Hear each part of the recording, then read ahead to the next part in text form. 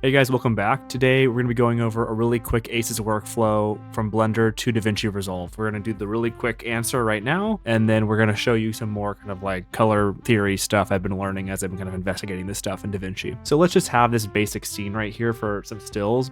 I'm literally just kind of taking it out, and I was exporting it in different formats like linear and ACEScg. But the main thing I learned basically between ACEScg and we also have down here ACES 2065. So these are two different ones with a different kind of like a white point and also kind of the color space of AP0 and AP1, right? That's kind of the main different thing on it.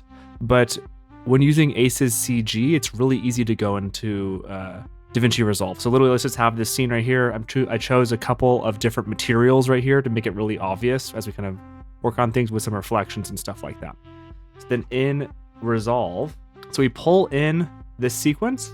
For here, it's just one still. So we're pulling in the raw linear file. It's gonna look like this. It's all blown out. And then to color grade it, we can do it really quickly. We're gonna go into the color panel right here, and we're literally just gonna look for ACES transform. And we're gonna add this after I do Alt-S to do another node in series. And then we take it here, 2.0, and we know we did ACEScg. So we look to find it, ACEScg right here.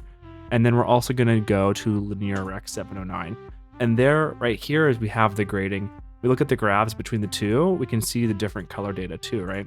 So it's collapsing it down and it's pulling it in. So this is kind of working how exactly we were expecting. Then from here, we can add whatever you want, just like normal.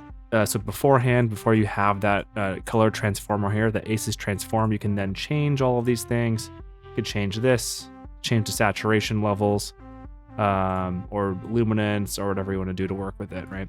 So that's kind of how you can work with it really easily. So just really bite-sized, that's the answer. You export it as OpenEXR, you pull it into DaVinci Resolve, and then you're gonna just use the ACES transform. It's really natural and easy to do inside DaVinci Resolve.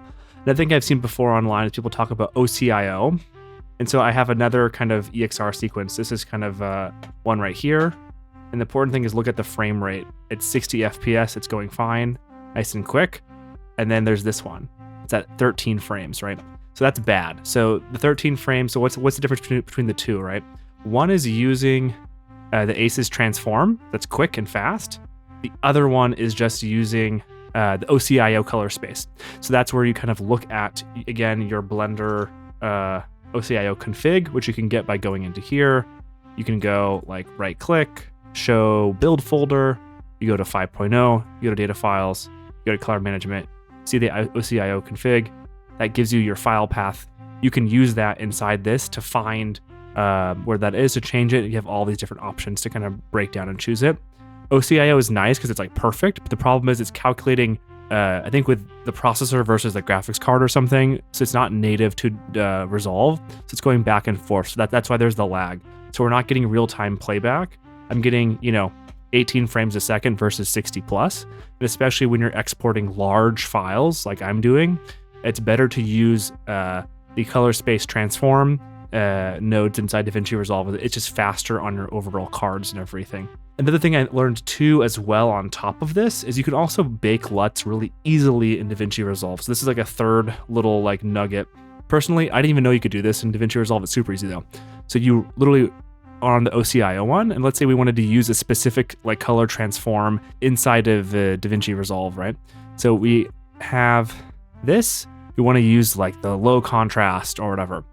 What you can do is you right click it, you say generate LUT, and then you can choose how much you want it to be in terms of like precision or whatever. So what's nice about this is essentially you can make custom LUTs really easily with the OCIO. So if you were to do that, you can then have that transformation on top of it. But one thing I was learning when I was looking at color space stuff is we want to also kind of convert this into log before we do the this LUT in order to kind of preserve everything. So just be careful when you do the LUTs because it's going to clip things versus having it, the color space transforms, it's doing raw math, so it's easier to kind of transform between the different spaces.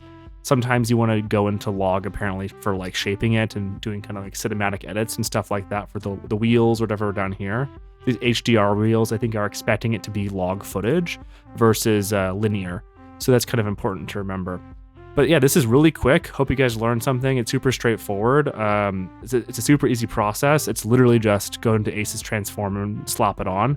Hope that makes it super straightforward for you guys, and thanks so much for watching. Augury.